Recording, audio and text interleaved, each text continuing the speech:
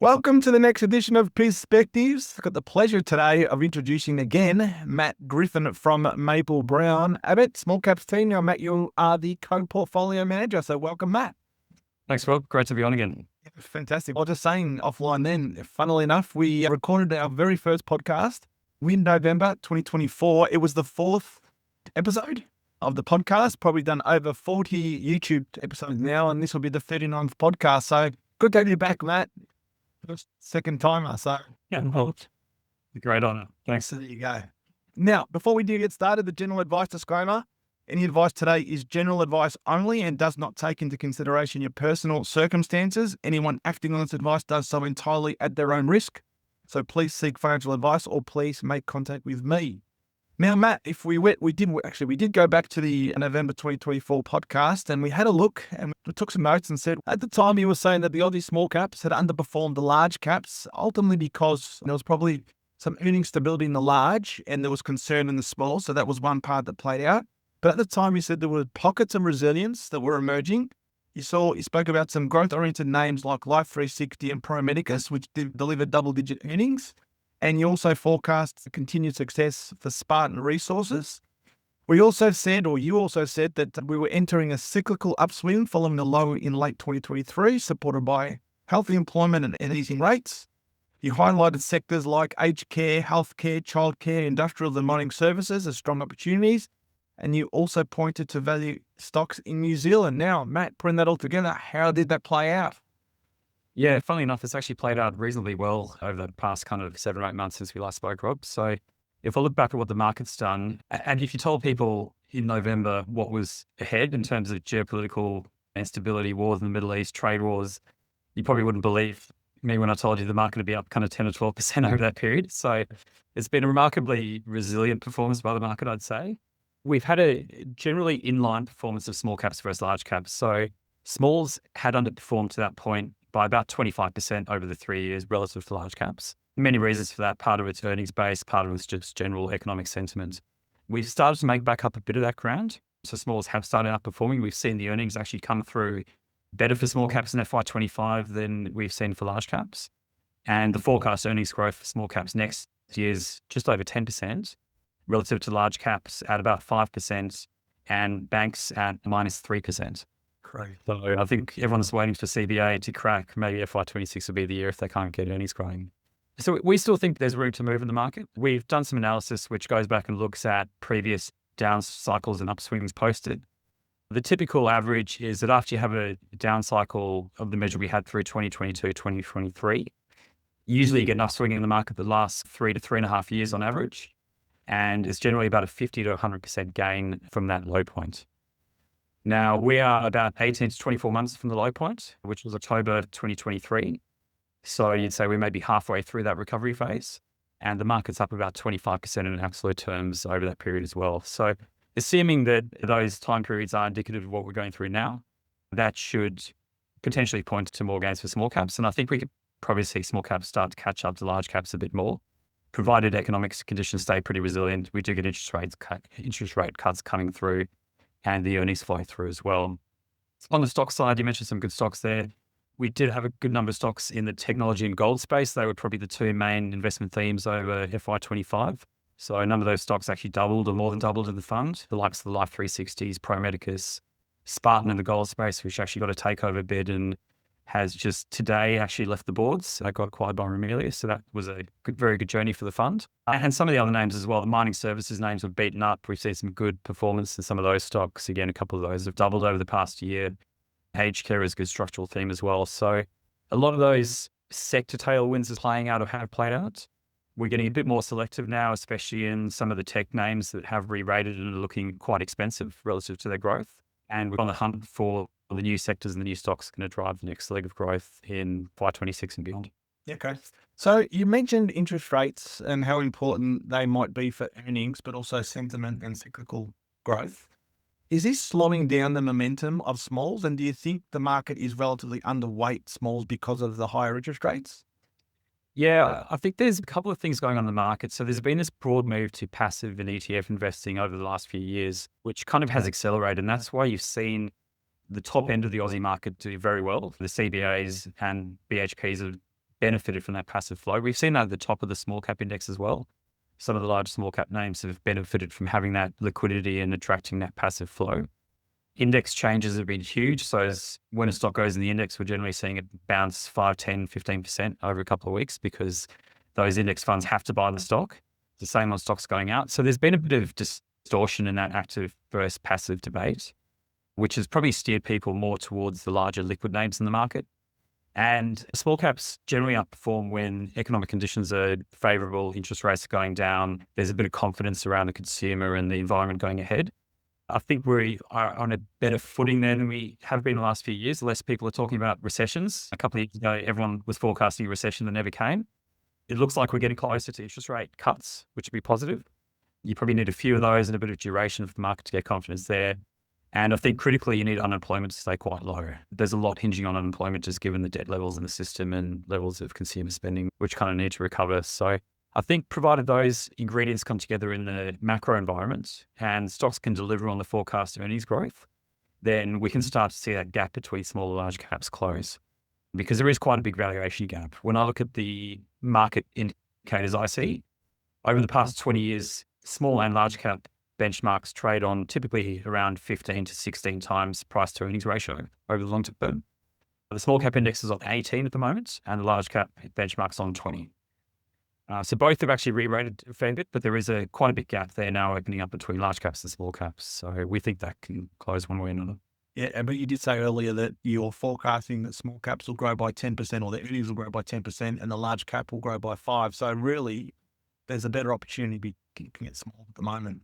Yeah, we think so. And look, I mean, that's a market forecast. And the one thing you can tell about market forecasts is they're going to be wrong. Yeah. So provided they can do around that point estimate, we think that's generally supportive. The other thing I would say is we don't really care what the market growth rate is for small caps or the market valuation level is. There's 200 stocks in the small cap benchmark, but there's another 400 stocks outside of we can invest in our universe. So out of those 600 stocks, we're only trying to pick a portfolio of about 40 stocks to invest in. So regardless of where broader market sentiment is, broader valuations are, we back ourselves to find 40 good stocks that can grow, that are not generally uncorrelated to economic conditions or not that sensitive to rate cuts or that kind of thing. Yep. And that's how we form the portfolio. So we're quite benchmark unaware. We look at that for broader measures, but it's all stock by stock specifics for us. Yeah, and that's good to know because you did mention earlier around the higher household debt levels, which gives me the indication that you're really not targeting the consumer exposure that much. So how do you position the portfolio at the moment, given the economic backdrop, and what opportunities are you seeing in the market? Yeah, it's an interesting one. We have a couple of consumer exposures, but they're more linked to companies that have their own growth drivers rather than just a consumer spending recovery. I'll give you a good example is Nick Scali. So most people know the Nick Scali furniture. They've acquired a business in the UK last year, which was doing it pretty tough. They bought that business for next to nothing. There's a big turnaround program in place in terms of refurbing the stores, bringing in their own Nick Scali products. We're already seeing the benefits of that through better gross margins, better sourcing. The stores look a lot better, so that it's driving sales growth. So if they can crack that UK market, that's a massive growth driver for that stock over the next 5 years. And you can say the Australian story can take a bit of a backseat, provided they can keep growing a bit of share in Australia, delivering good results, then that UK growth driver will really benefit the market. So that's one good example. Another good example is in the media space. So we're starting to see a recovery in media spend. A lot of the retailers are having to market a bit harder to get sales growing. And where the media spend is going, it has been from traditional media to digital. But within the traditional media space, it's been going from TV and radio to outdoor media. So essentially billboards, and there's been a lot of digitization of billboards, which has driven a lot of revenue uplift there. So the company we like there is called OMedia. OML is a ticker. They're growing in a strong market. They've recovered share from a couple of missteps they had a couple of years ago. And we're starting to see good operating leverage come through that business. And it's trading on a pretty depressed multiple relative to where it's been in the past because the market isn't willing to give it the benefit of the doubt on the growth side. So those are some of the examples where it's interesting. We are broadly underweight the consumer. We're a bit worried about consumer spending, but we can still find stocks that have their own growth drivers despite that kind of tougher economic backdrop in the consumer land. Yeah, and Matt, we've had an investment relationship for a long time, so we understand how your business model works and your investment strategy works. But you've actually got examples of this from the past, and I remember something like Regis where that was a bottomed out company and you could see the opportunity. So do you want to talk through this example and give the investors a bit of comfort on those two you mentioned then? Yeah, Regis is a great example. So Regis Healthcare, they are one of the largest aged care providers in Australia. I'd been covering the stock since about 2014 or 2015 when it listed. Aged care obviously had a very tough period through COVID. They went through a royal commission in terms of staff and consumer issues. They then had COVID, which caused the closure of a lot of homes, occupancy fell, and the whole sector was just basically unprofitable. A lot of the sector's not for profit anyway, so they're not making money at the best of times. And it's highly fragmented with a lot of small operators. What we realized at that point was government sentiment was starting to shift. The government funding generally is about 3/4 or 80% of aged care funding. And the government started to realize there's this massive aging demographic problem. The proportion of Australians over 80 years of age is starting to grow at 4, 5, 6% per annum over the next decade. And there just hasn't been anyone building new aged care homes because the economics have been so challenged.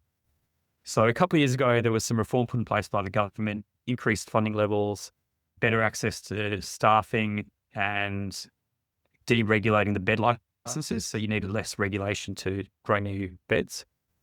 This was a turning point in the industry. So immediately Regis got a benefit of profitability. They've got a land bank of sites they've been waiting to develop, a lot of which are now viable. So they're starting to develop those and grow new homes. The other thing the government's done, though, is because of the Royal Commission, there's been a big compliance burden put on the sector. So the smaller operators, the ones with 1 or 2 homes, are struggling to deal with all the compliance and regulatory aspects they have to deal with. And that's allowed an operator like Regis, who's got a big compliance team, a big corporate office, to come in and acquire some of these players at pretty good prices and put their systems in place and really get some pretty good synergies for that. So that's an example of how we just keep an eye on stocks over various points of the cycle.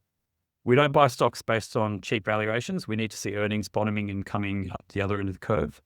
And clearly with Regis, that was a catalyst, that extra government funding for us to say, earnings are bottomed, we can see the upgrade cycle commencing, and we took a reasonable position in our stock probably 2 years ago now. Where is that position now in the portfolio, as in the percentage-wise? That would be about a 2.5% position. So the stock's done very well. Our process was telling us to trim a bit towards the start of the year, just given where valuation had gone. We still see upside over the medium term, but it probably had run a little bit harder than in the short term. So we did trim that position back a bit. And we are quite active with that. When we think valuation gets out of whack with earnings, one way or another, whether it's gone too high or too low, we will top up or trim positions based on that. And just to give the listeners a sense, at your highest conviction, what was it as a percentage of the portfolio? It would have been about 4% of the fund. We can go up to 7%. 7% is if we find the theoretical perfect stock, plenty of valuation upside, plenty of earnings growth, good sustainability scores, very low risk. It's a unicorn. The problem is everyone else is looking for those stocks as well. So there generally are some offsets, and typically the biggest weights in the fund are about the 5% level. There's usually a few stocks in the fund at that kind of 4.5%, 5% level, and then there's a big chunk at the 2 to 3% mark. And we limit ourselves to no stock less than 1% in the fund. That generally just is not enough conviction for us in the number of positions we have. Yeah. Well, the key takeaway from that brief conversation then is you're thinking like a private equity fund, where you're looking for these opportunities where you're not taking the majority stake in a business, but taking a minority where you see the earnings tick up. You can see there's a valuation void where you can see the share price either going up 50, 100%, whatever it might be. And you're sitting there for a couple of years and just watching the earnings tick up, and then you slowly reduce your weighting and look for other opportunities. Is that also fair to say? Yeah, so in a perfect world, that's correct. Yeah. There's a big spectrum though. So there are stocks that we've held for 5, 6, 7 years in the fund where we've had a good thesis at the start, it's played out, and there's continued to be earnings upgrades, and we still see further upsides. So those stocks, a couple of them now are pretty small weights in the fund, held them for a long time, and they've been good performers over that period. There are others where we realize pretty quickly that we're wrong. Either there's a data point or an earnings downgrade or something that breaks our investment thesis. And in that situation where we don't see that earnings support, because our process is very earnings based, we're not too proud to say we got that wrong, we're going to sell. A good recent example of that is the childcare sector. So that was one of the ones you mentioned at the start that I was talking up in November last year. The thesis on childcare was occupancy was going to start to increase. That would provide operating leverage for the childcare companies, and we'd start to see some earnings upgrades into kind of the back end of this year. What's happened on the earnings front is that cost of living pressures have meant that people are still keeping the kids out of childcare as much as they can. So we haven't seen that occupancy increase. They're funding more staff costs. There's been some minor earnings downgrades, and then obviously some negative news lately with the criminal cases. And that again could lead to higher compliance costs, more oversight than businesses. So that broke the thesis and we sold out. Generally, what we do though is when we're going into a new stock that we don't know that well, there will be a smaller position on entry. And as we get confidence that the earnings are coming through, the thesis is playing out, we will actually leverage up that position, provided we still see the upside to get to a bigger weight. So we've done that with the likes of a Regis and the Life 360 over the years. With childcare, we didn't get that validation, so it was quite a small weight and stayed a small weight. So when the thesis didn't work, we sold the stock and it didn't actually cause much damage at all to the fund, which is good. The benefits of active management. Now, other sector you've done quite well in is gold. And a bit of a gold guru, Matt. So you want to talk us through views on gold and why you think some of these gold miners, developers. Yeah, absolutely. Look, and I'll say again, we're not macro forecasters, so we try not to take too much of an economic view. You have to in commodities. The view on gold has been pretty simple for the last couple of years in that the US and other countries are printing plenty of cash, running record deficits, debasing currencies. Central banks have turned to massive net buyers of gold. So all that's been very supportive for the gold price. And that's been the thesis on having a supportive gold price in the background. We wouldn't have forecast the gold price would go this high, so that's been a benefit. But on the company side, we could see these companies were very beaten up. Gold companies had a tough time during COVID as well. They couldn't get access to labor. It's generally like the poorer cousins of the iron ore and copper and coal players. So there was labor shortages, there were cost increases, there were production misses. We could see that turning probably at the start of 2023. The contractors we talked to are saying there's more labor coming available. The gold players are saying cost inflation's stalled. So we could actually start to see better operating results come through. And that coupled with a positive, broadly positive view on the gold price meant that there were some very good opportunities in the sector. And we did take probably about a 10% bet in the sector on various gold stocks, 4 or 5 stocks in the fund. That through performance got up to about 16 or 17% of the fund at the peak. That would have only been probably a few months ago, maybe in March or April. What we saw at that point though was the reverse had happened. So everyone had started to flock to gold stocks. It was growth at all costs. They could do no wrong and expectations were set very high. So at that point, we actually started to take some profits off the table. We rotated out of a few positions. Fortunately, we had some stocks in the fund like Spartan and De Grey, which got takeover offers from major gold producers. So that was a good one as well. And we rotated probably into some more junior names where the upside isn't priced in. We'd probably earlier in the journey there. And we still think they can perform regardless of whether the gold price just stays flat from here. So the gold weight has come down overall. It's still quite a meaningful part of the fund, but the positions have changed quite a lot. We've taken profits in the ones that have run. We found some good new ideas there that we think can really add value over the next 12 months. And just while we're in that mining theme, so just other resource stocks or mining services companies that you're looking at or thoughts on the whole sector?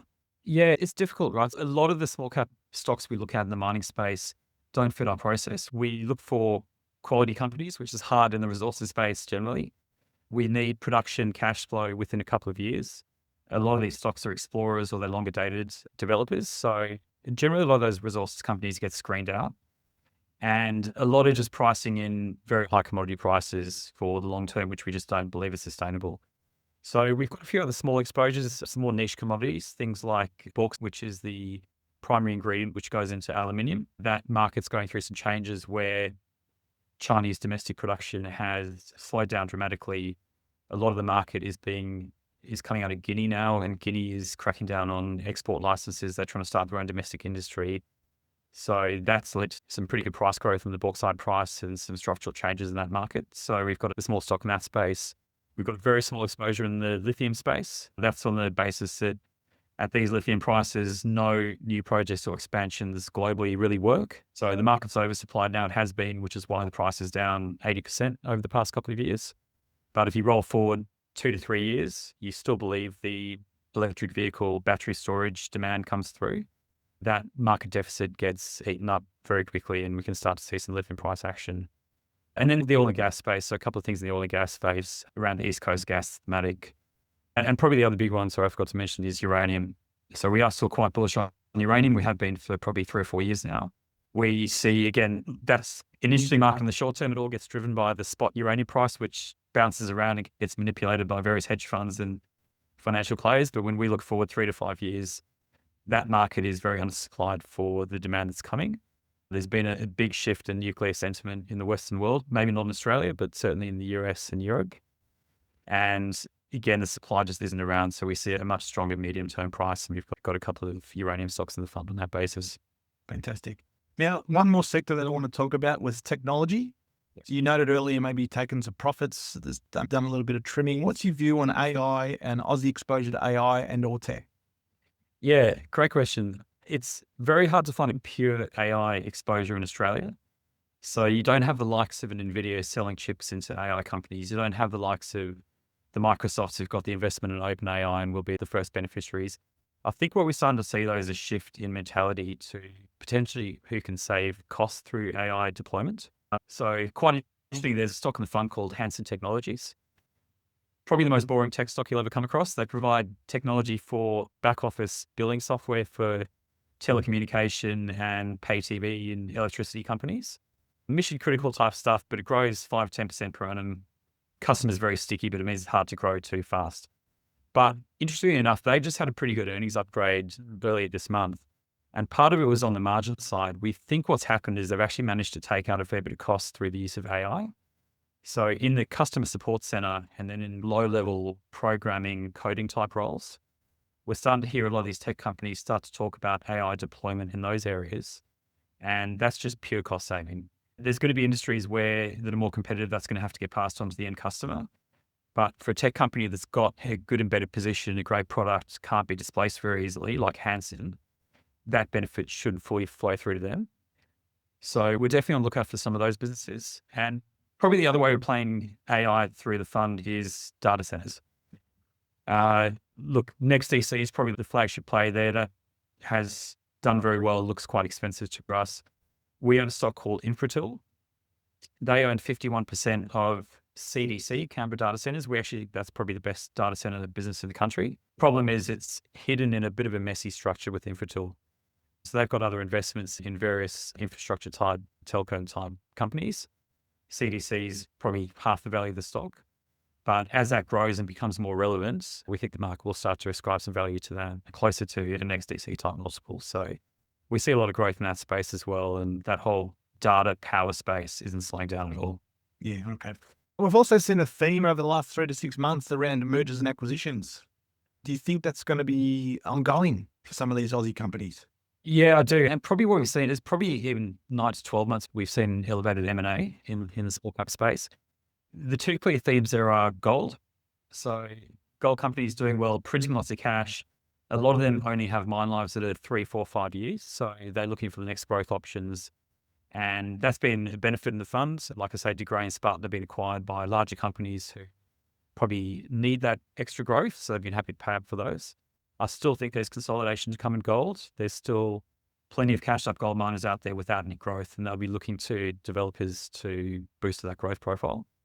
The other benefit they get is through index inclusion, which is very important in gold. If you can get your company into the GDXJ, which is the flagship ETF, that's generally a pretty good share price re-rate. The other space we've seen it is down at the very small end of the small cap space, so the micro cap end almost. As I said, there's been this move to higher liquidity, bigger companies, and it's meant a lot of the very small cap companies have got left behind and looking very cheap. So we've had private equity players largely come into that space and bid for companies at 80 to 100% plus premiums. So that's been quite interesting. And I think there's probably a bit more of that to play out. Interestingly enough, though, we've seen things go the other way a bit recently. The last couple of months has probably been a little bit quieter on the M&A front. I'd probably say the market has re-rated a bit. The Aussie dollar's done quite well. So if you're a US private equity player, US corporate, it's getting much more expensive to buy in Australia. And there's actually been some signs of life in the IPO market as well. I think there were 5 or 6 small cap IPOs in the back end of June, most of which actually did pretty well. So I think in the second half of the year, provided markets hold up at these kind of levels, there's probably a pipeline of IPOs coming in. That's generally pretty good ground for small cap managers. We don't take part in many of them, but there's usually a couple of good IPOs, good businesses which come through and give us good ideas for new investments. Yep, great. Now we're coming up to the August reporting season of 2025. Are there any themes that you think you need to be mindful of? And are there any concerns you might have? And then on top of that, what's your outlook for the next 6 to 12 months? the economy in Aussie smalls? Yeah, so it's an interesting one. And generally, like I said at the start, analyst expectations are always too bullish. We're always very wary of where our forecasts for stock earnings sit relative to the market or consensus. If our forecasts are below where the market is, that's generally a red flag for us, and we'll look to reduce the position of that stock or sell out. So going to reporting season, you can never say you're fully comfortable, but we think we've covered most of our bases pretty well on that front. We'll always get some surprises, but hopefully they're limited to either smaller positions or things that we know will be there. Look, I think in general, it's going to be a fairly subdued reporting season, as it has been for the last couple of years. We probably haven't had the economic rebound many people were expecting this half. Interest rate cuts have maybe been a bit slow to filter through. The consumer looks like they are probably holding onto cash and paying off their mortgage rather than spending. So I think what we might see is, again, some of those consumer retail type names. There's been a lot of promotional activity, so the sales number might look quite good, but I'd be quite worried about margins because it seems like there's been a lot of discounting out there. I'd probably say some of the areas that we're looking at on the turnaround there are travel. I did a trip to the US pretty recently. Feedback from there was that the travel markets bounced back pretty quickly post Liberation Day. Domestically, the feedback's been reasonably strong. People have jobs, they will travel and take holidays. So Web Travel Group is a stock we've re-entered in that space after being out of for a couple of years. Other themes for the year ahead, look, I think in the resources space, that probably stays pretty strong. There's genuinely some positive signs out of China, trying to stabilize their property market, trying to reduce capacity in a lot of these oversupplied industries. That should be quite strong for commodity prices. I think gold probably holds up where it is now, and there's maybe some more M&A and growth activity there. But generally, I think it's probably more of an environment where we say we're just picking stocks that we think on an individual basis can meet or beat market expectations. I don't think we're going to get a broad-based re-rate small caps over reporting season or generally very good earnings in the market. I think you have to look at these pockets of growth that still exist out there. Matt, that's the benefit of active management, isn't it? That's it. And yeah, that's what the data is showing. There's 3 of us in the team, over 1,000 company-related meetings a year. So one-on-one meetings with stocks, group meetings, conferences, site visits, industry expert calls, that kind of thing. And we generally pick earnings better than the market does, and that flows through to performance. So as long as we can keep doing that, that's absolutely the benefit of active management and small cap. And finally, just on the fund itself, it actually pays out a distribution or a dividend, an annual dividend. Can you remind us what the yield is on that? Yeah, pretty small.